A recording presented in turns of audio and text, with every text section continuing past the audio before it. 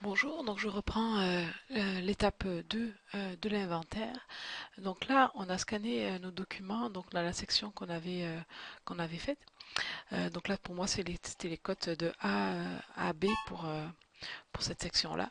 Donc après, c'est tout dépend comment vous organisez votre plan de travail sur la journée aussi, sur une journée ou sur plusieurs jours, enfin, ou si vous faites section par section, étalé sur plusieurs jours ou plusieurs semaines.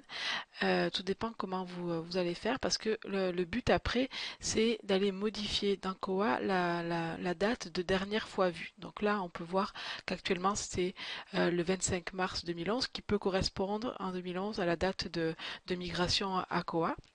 Donc ça veut dire que ces documents-là, ils n'ont jamais été empruntés parce que la date est changée aussi à chaque prêt euh, ou chaque retour. Ça veut dire que le document est bien vu qu'il passe au comptoir de prêt. Donc là, ces documents-là, ils sont toujours marqués au 25 mars 2011. Donc moi, je veux après aller modifier dans COA cette date pour inscrire la date à laquelle j'ai fait l'inventaire. Donc là, dans la méthode de Johan, si je reprends, c'était donc par section, on passe les sections et puis on va aller après charger les fichiers dans Koa pour marquer la même date pour tous. Ce qui est une bonne chose parce que donc là j'ai fait par exemple l'inventaire le 28 avril. Mes fichiers, je vais tous les charger pour mettre la même date du 28 avril, même si je vais étaler ça sur plusieurs jours. Ça veut dire que à cette période-là, le 28 avril, j'ai commencé l'inventaire et je vais pouvoir après faire des rapports sur cette date-là pour voir tous les documents qui ont été scannés pendant cette période. Donc, tout dépendant comment vous organisez le plan de travail, mais il faut à la fin de chaque section ou à la fin d'une journée aller prendre ces codes barres que vous avez scannés pour aller les charger dans Koa. Donc là, je pars du principe que j'ai fini ma section et je vais aller donc on va dire que ça m'a pris une matinée, j'ai fini ma section, je vais aller charger les documents dans Koa. Entre-temps, le moment où j'ai commencé à scanner et le moment où je vais charger le document, il peut y avoir eu des prêts qui ont été faits sur ces documents. Donc ça dépend aussi quelle section vous faites. Si c'est des ouvrages de référence, il y aura moins de chances qu'il y ait de prêts sur ces documents. Mais euh, Johan a mis un rapport dans son dans sa procédure qui permet de lister les prêts qui ont été faits le jour même où vous faites ce rapport. Donc ce rapport-là, vous l'avez aussi, c'est le rapport inventaire 2. Ça va vous donner la liste des documents qui ont été prêtés le jour où vous lancez le rapport. Donc là, moi, on est le 29 avril, j'ai lancé le rapport. Donc pour l'instant, dans la journée du 29 avril, il y a eu ces prêts-là qui ont été faits. Euh, donc, ce rapport-là, il va vous aider par la suite quand vous allez passer le fichier dans l'outil inventaire de Koa. Donc, faites le rapport, exécutez-le et gardez-le tant que vous n'avez pas passé le fichier dans l'outil de Koa. Donc, cette étape est faite. Je reviens dans mon squelette magique et donc là, j'ai mes codes barres que j'ai scannés dans la journée. Je vais sélectionner tous les codes barres, donc soit en sélectionnant toute la colonne, il faut vraiment que je sélectionne tous les codes barres et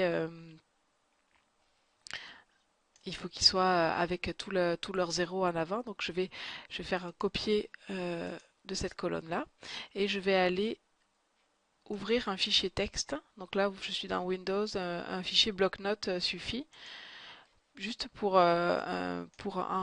créer un fichier texte. Donc je vais coller mes codes barres que je viens de copier de mon squelette magique. Je vais enregistrer. Je vais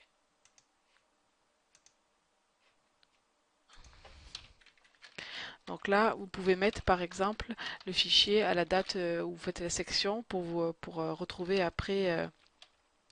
Donc là, on va marquer 28 avril 2014 pour savoir si vous passez ce fichier-là à une seule fois ou chaque jour quand vous finissez une section.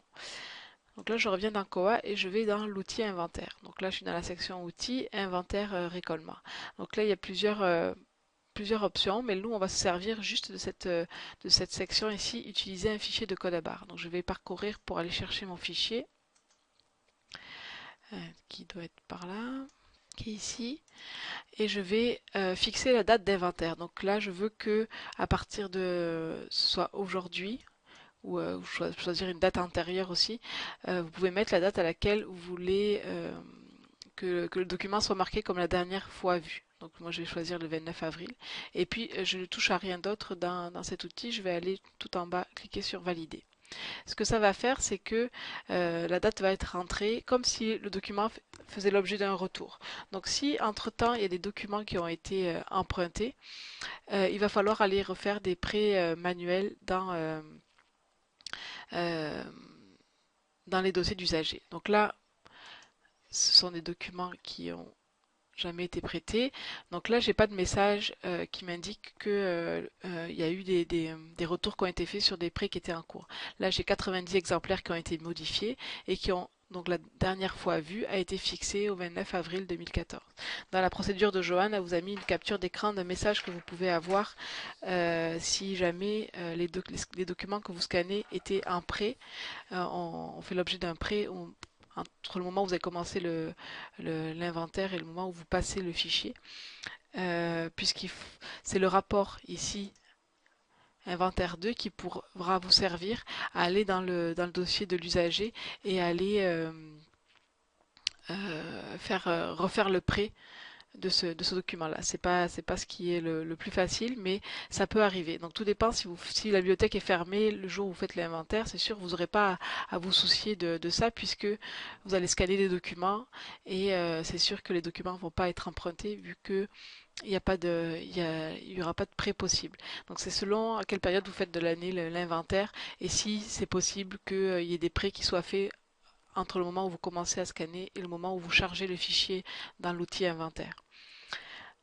Donc là, on est à la fin de l'étape 2, c'est-à-dire que vos documents que vous avez scannés ont maintenant la date de dernière fois vue. On peut aller voir un exemple. Donc, je vais prendre celui-ci. Je vais faire une recherche dans le catalogue. Donc là, on peut voir. Donc ça, c'est la notice pour tous les volumes. On voit qu'il a été vu pour la dernière fois le 29 avril. Ça veut dire qu'il a bien été euh, que je l'ai bien vu sur les rayons, donc la lecture de rayons a bien été faite. Donc voilà pour l'étape 2, je ferai une troisième vidéo pour la dernière étape. Merci.